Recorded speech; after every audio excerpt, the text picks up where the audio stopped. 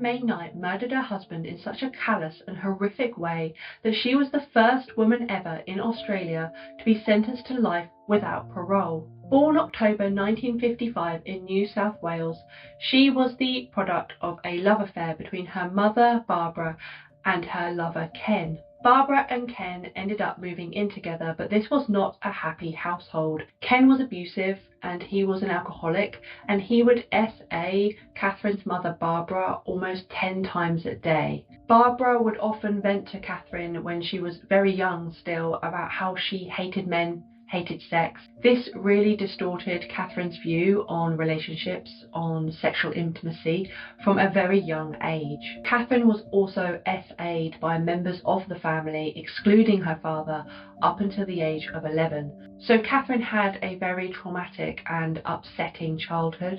She had a mother who would be sexually assaulted multiple times a day by her father. There was a lot of abuse and violence throughout Katherine's childhood. And when Katherine was at school, these traumatic events would manifest themselves in bursts of rage. Little things would annoy Katherine and she would just fly off the handle.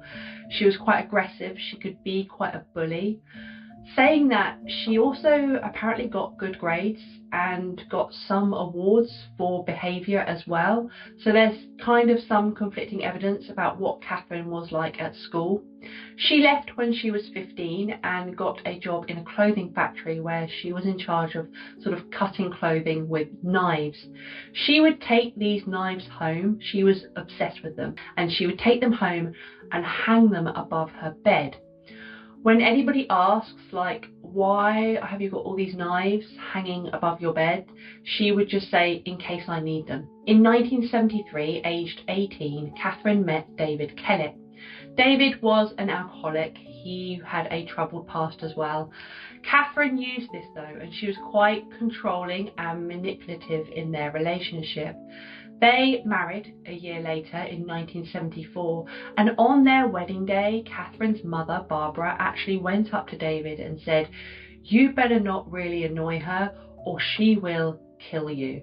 So the mum is obviously very aware of Katherine's emotional outbursts and tendency towards aggression. That very night on their wedding day between Katherine and David, Katherine actually does try to strangle David because he fell asleep after intercourse. Their marriage therefore was violent from the very start. From literally day one, the night of their wedding, Katherine tries to strangle him for no real reason at all. When Katherine is pregnant with their first child, David comes home late from a dart game to find all of his things have been burnt. She is waiting there with a frying pan and smacks him over the head with it, fracturing his skull. She is clearly very emotionally unstable. Afterwards, she is very apologetic. I think at this point you do have to recognise that this is domestic abuse. Katherine is very controlling, very manipulative, very abusive and violent against David, and then always apologises afterwards to keep him as her husband. However, David ends up getting sort of fed up. He's tired of it. He doesn't want to be in this situation anymore, so he leaves Katherine for another woman. This triggers Katherine into an incredibly downward spiral. She is completely off the rails now. She is pushing her baby, her 2-month-old little girl, in a pram down the street. She is swaying and pushing it so violently that other people report this to the police. They are fearing for that infant's safety, and Katherine is then sent to hospital where she is diagnosed with postpartum depression. She stays in hospital for about 3 weeks and afterwards is discharged. However, it's not long before she takes her baby, carries this infant, a little girl, Melissa, who's only 3 months or so old at the time, and just lays her on some train tracks. Goes and gets an axe and goes into town and threatens to kill random strangers. Luckily, a vagrant was foraging at the time and actually found little baby Melissa, and the report says he found her just 3 minutes before a train was due to go across those tracks. So Katherine is going around threatening people with an axe. They report her to police. She then gets taken to the hospital again. So she discharges herself the next day, despite the fact that she was literally the day before threatening to murder people with an axe and endangering her own infant by laying them on some train tracks. Once she is discharged, she goes up to a local woman and threatens her with a knife. She actually ends up cutting her across the face. She is demanding that this woman take her to a local mechanic. So they drive there, and when they get to this kind of petrol station with the mechanic there, this woman makes a run for it and manages to call the police. By the time police get there, Katherine has managed to grab a little boy and is holding him hostage with this knife. Police end up fighting her off with brooms. I'm not sure if that's code for something in Australia, but that's what the article said.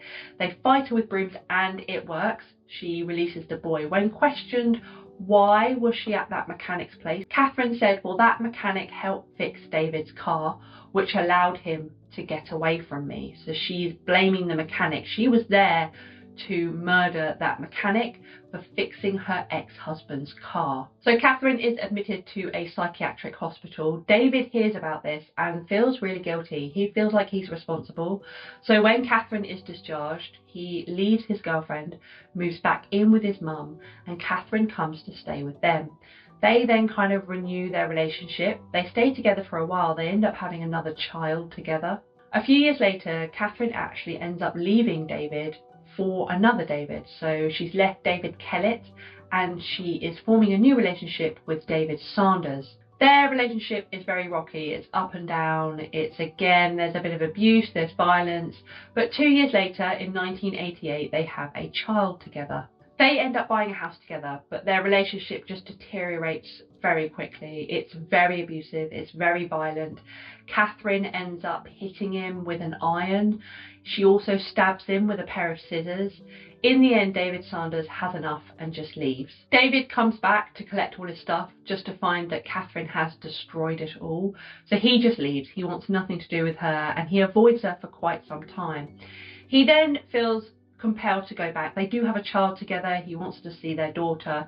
So he returns. When he tries to return, but Katherine somehow has managed to take a restraining order out on him.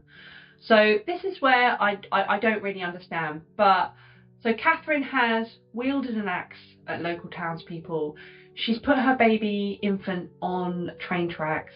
She's slashed a woman in the face. She's threatened to kill a mechanic. But somehow she managed to get a restraining order out on David Sanders. 2 years later, in 1990, Katherine is pregnant again. The father is now a man called John Chillingworth. They have a 3-year rocky relationship, but Katherine ends up leaving him for another John Price, who she was having an affair with. John Price was previously married with 2 children, and he knew of Katherine's reputation, but still allowed her to move in with them and his 2 children, so they're all sharing this one house. Their relationship actually did seem okay for a while. However, it started to sort of crumble around 1998, so John refused to marry Katherine, which really angered her. So what she decided to do in response to that, she goes around the house and she videotapes everything that John Price has taken from work. Now, this is stuff that the company were going to throw away anyway. It wasn't stuff they needed. So John just thought, oh, well, I'll just take it home. He shouldn't have done that. And Katherine went around videotaping all of the stuff, sent it to his boss, and John gets fired. He had been working for that company for nearly 16 years. John Price is furious and kicks her out. But a few days later, they kind of reconcile, they get back together. The relationship again is very fraught with problems. And in 2000, Katherine stabs John Price in the chest. He kicks her out and manages to get a restraining order against her. He now, I think, is beginning to get quite scared of Katherine. He realizes how volatile she is, how unpredictable her behavior has become. He goes around to his work colleagues and says, look, if I ever don't come into work, Katherine has murdered me. He returns from work one day to find that the kids have been sent to a sleepover at their friend's house. So he makes dinner and goes to sleep.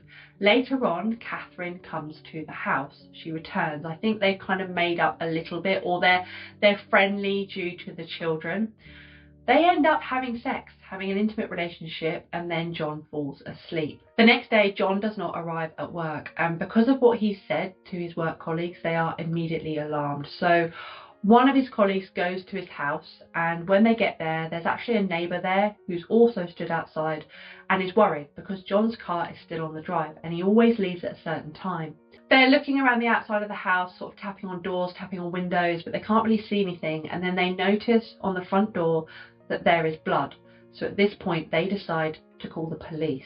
When the police arrive, they enter through the back door and they find the body of John Price on the floor. There is a lot of blood everywhere, and Katherine is unconscious due to taking a very large amount of pills. So what happened? Well, after John Price fell asleep after they'd had an intimate relationship, Katherine gets a knife and begins to stab him.